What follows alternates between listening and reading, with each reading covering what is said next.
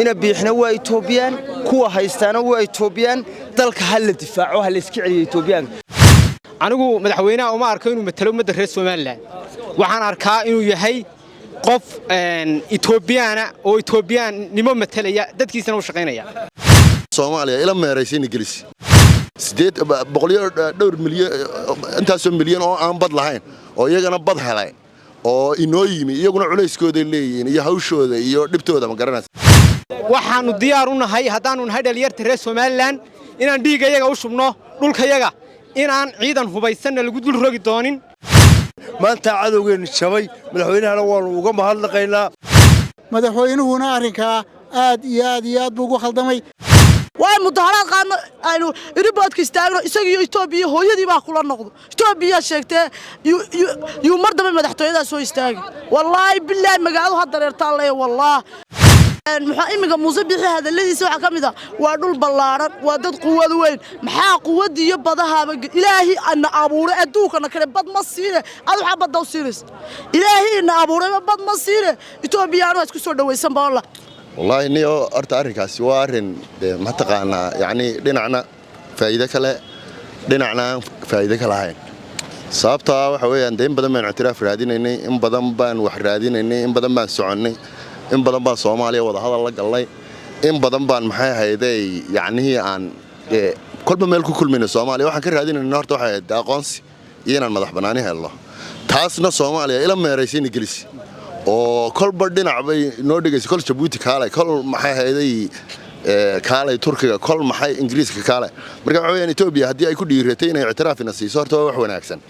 dhinaca kale marka ka eegtana saameyn kale u leeyahay waxa weeyaan bad baynu lahayn bad waa bad hodana waxa weeyaan wax badan bay noogu jiray waa dhul waxa weeyaan qiimo lahaa halkaan in laga fiirsado xaq baynu u leenahay horta marka waxa weeyaan anigu waxaan arkaa dadka reer Soomaaliland in ay tahay hadii la ictiraaf iyo adiyada ku biirayno waxa weeyaan dadka 90% dhalinyar bay u badan yihiin baasaboor lagu dhoofo lama hayo safaarad loo shaqo tagal lama hayo meeshii waxay noqotay meel aynu inaga isku meereysano hadii adiyada ku biirno baasaboorkeena shaqeynaya adiyada ay noo imanaysa ummaddu way kala furfurmaysaa waxa weeyaan dalku dalbu noqon karaa Soomaad fahmin dhinaca kale marka laga eegana waxa weeyaan baddu qiimaha ay leedahay waad garanaysaa 800 milyan intaas milyan oo aan bad lahayn oo iyagana bad helay oo inoo yimi iyaguna culayskooda leeyihiin iyo hawshooda iyo dhibtooda ma garanaysa waxa weeyaan dekadii berberada hadii dekad kale laga sameeyo lafteeda saameyn baa ku imanaysa oo dal ku dhaxlo walba noqon karaaba ay noqon kartaa Itoobiya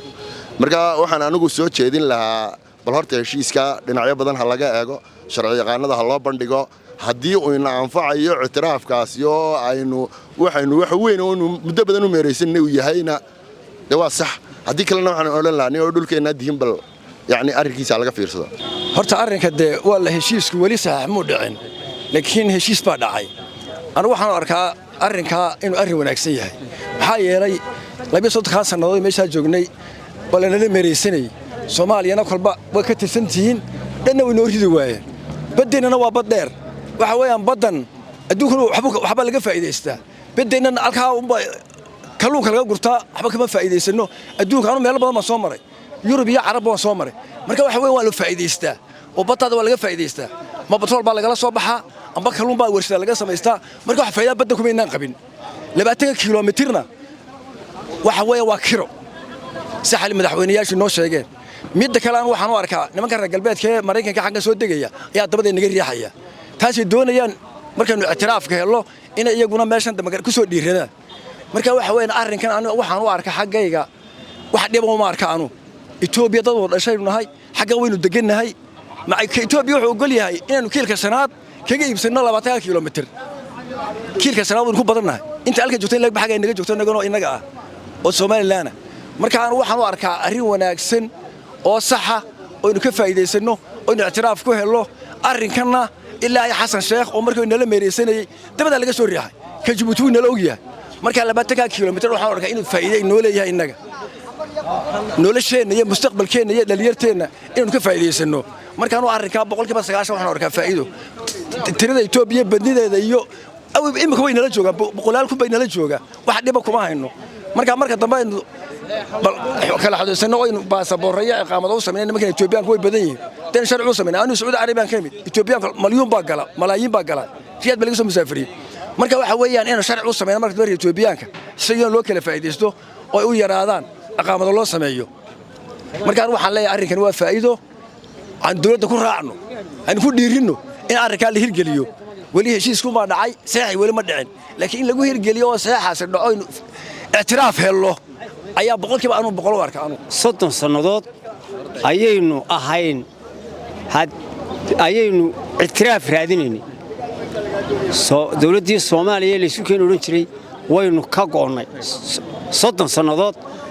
4 sanadoodna waxaynu kula jirnay dagaal ayaa inaga socday dabadeedna waxaynu wadnaba calankeeni ayaynu la soo noqonay markaa Soomaaliya inaynu noqono dal walaalahooda inaynu noqono oo hadii alla ku roonyo walaalo noqono oo iscaawino Soomaaliya way diiday Soomaaliya wayna yastay maskaxday naga qabsadeen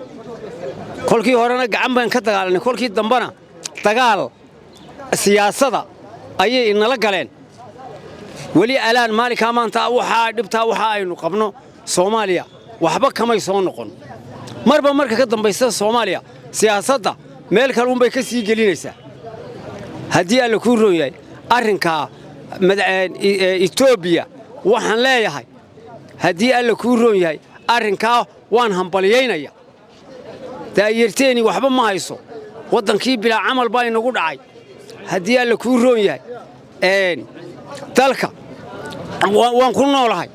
waxba sheega maxaad ka sheegan wadanka hadaanad khayraad dalku wuxuu lahaa anadu waxba kala soo bixi karin arrinkaasi waxaan anigu arrinkaasi leeyahay dhalinyaroy arrin aad wuxuu eega wuxuu eega arrinkaasi aniga sidaa si way ila toosan tahay anu horta waan soo dhaweynayaa maalgelintii hore ahayd maxay toolay DB Wall dadku way la yaabanaayeen waxaanay lahayn wadankii waa la iibiyay wadanku ma guuro lamana iibin waa taas oo arkaysaa imika faa'iidada inta leeg dhaqaalaha inta leeg wadanka soo geliso iyo sumcadda inta leeg soo kordhisay iyo maalgelinaha kale soo socday iyo isha ay noo furtay marka anigu waan soo dhaweynayaa madaxweynaha tallaabadaas uu qaaday imika 20 kiiloomitir ee uu bixiyay faa'iido mooye faa'iido dareen ma aha sababtu ay tahay 20 kiiloomitir miyaga lacag noqonaya waa may lacag noqon mayso laakiin hadii imika hal dawlad oo ina aqoonsato lama heliyo dunida laga hayo wadamo fara badan oo daba taagan oo waxa jira sida Ingiriiska uu kamid yahay oo leh wadan noo fura oo yiraahda waadi aqoonsanay oo kaliya ayaan sugaynaa marka anu waan soo dhaweynayaa waa dakro waqtina waa lagaga kiriyay waxna lagaga bedeshay wax kale ma aha waxa weeyaan waa qarannimadii Soomaaliland maaha hanti madaxweynuhu qaadanayo maaha dhaqaale kale oo qof kale doonayo waxa weeyaan jiritaankii Soomaaliland ayaa lagaga bedeshay waana dantii qaranka سيمات فهمي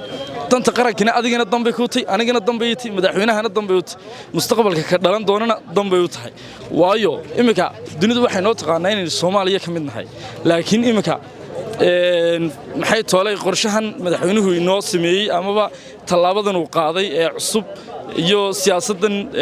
arrimaha dibadda ah jihadan cusub ee inoo hogaamiyay wallahi waa talaabo wanaagsan iyo mustaqbal wanaagsan walaal arrinka anigu aad baan uga soo horjeedaa wuxuu madaxweynuhu ku hadlayna ma yahayn wax muwaadiniin qof muwaadin ah ku hadlo anigu madaxweynaha uma arko inuu matalo ummadda reer Soomaaliland waxaan arkaa inuu yahay qof Ethiopiana oo Ethiopian nimo matalaya dadkiisana u shaqeynaya marka waxa weeyaan muwaadin Soomaaliyeed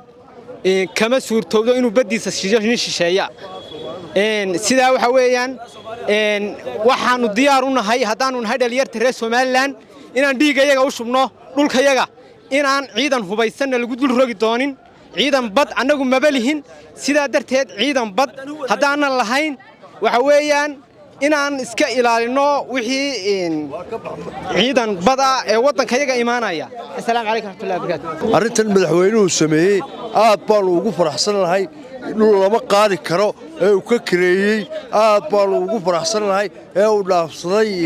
in aqoonsiga Soomaaliland cadowgeedina uu jabay sidaasaa duulaanka laynoogu soo qaaday al-ihtisaam nimankii daarooda al-ihtisaam ee wadaadada iska dhigayay halkan qaarna halkan joogeen ee saaqa ahaa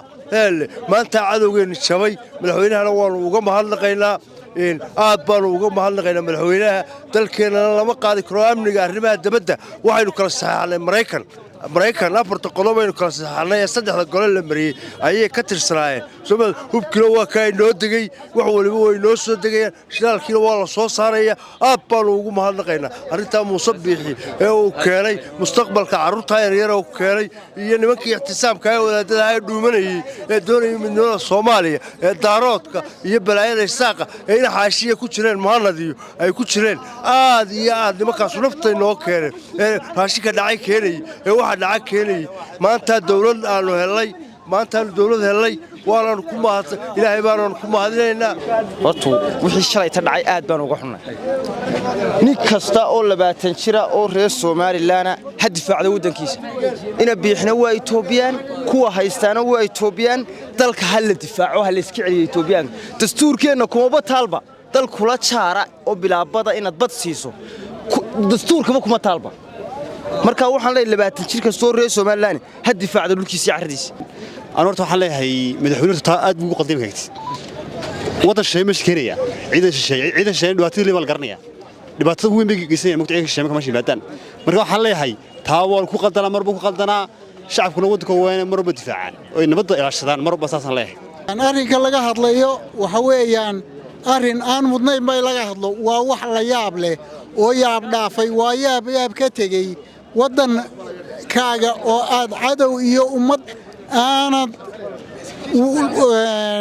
إذا كده حين وحلا يراهضو ولا التنمو إن أدودنا كاجو كوريجسا ووحلا ليابو وحلا جهضلنا معها مدحوينه نارنكا آد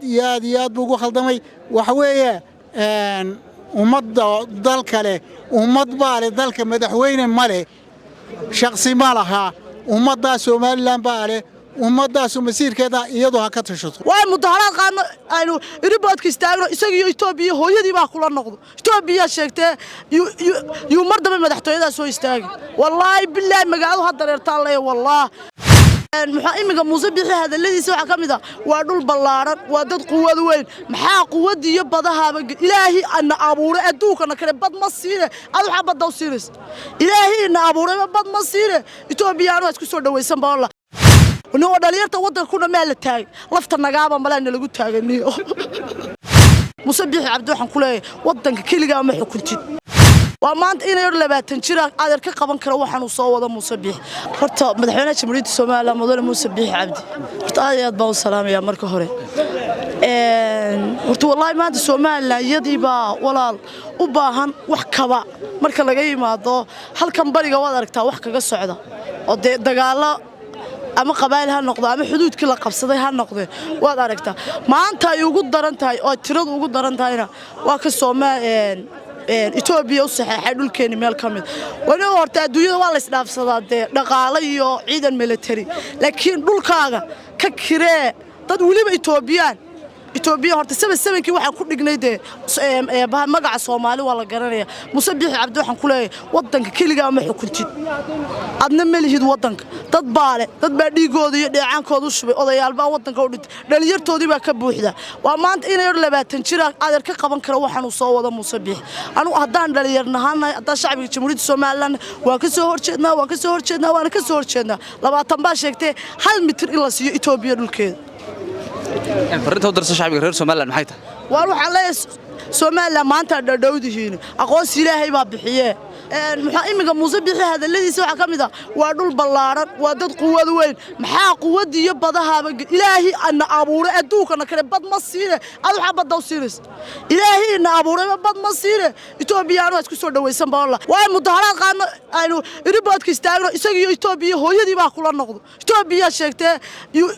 يمرد من مدحته هذا سوى يستاجر والله بالله مقعدوا هذا يرتاله والله سوما لا أنت الشيء إنه يرشري تبشر ما أنت ساكت نجي تاجي دليرته وحلا يشلي عسك داي ونو دليرته وده كنا مال تاجي لفت النجابة ملان اللي قلت تاجي أرجع والله حلال واقع صور جل arrintaas waxay la muuqataa arrin aan fiicnayn haddaan nahay dhalinyaradii reer Soomaaliland aad baan uga dayrinaa waxaan leenahay arrinta Muuse soo saxay ma fiicna waan ka soo jeednaa waliba aad baan uga soo jeednaa waxaan ku sababeynaa waa dhul ummadda Soomaaliyeed leedahay gaar ahaan reer Soomaaliland in kaliya uu saxeexo aad baan uga soo jeednaa mustaqbalkeena dambe ay raad ku yeelanaysaa in maadaama lagu xiray 20 kilomitir ee la kireeyay ixtiraafka Soomaaliland adiga sidee kula muuqato والله هدان لسما ويلين اعتراف Soomaaliland ma helayso marka xaqiiqada laga hadlo oo Soomaaliya Soomaaliland si isku xiriir inagana Soomaaliland bay nagu maran Soomaaliya ay nagu maran markaas ma lihi اعتراafad si rasmi bala ku helaysa marka imka arintan dadka laga dhaadhicinayn اعتراaf aan ku helayno oo badana la siiyo Soomaaliland waa arin madadaalawna laakiin reality-ga marka loo noqdo waxa weey Ilaahay laga baqo dhulka la iibinayo waxaan la xaraashay laga daayo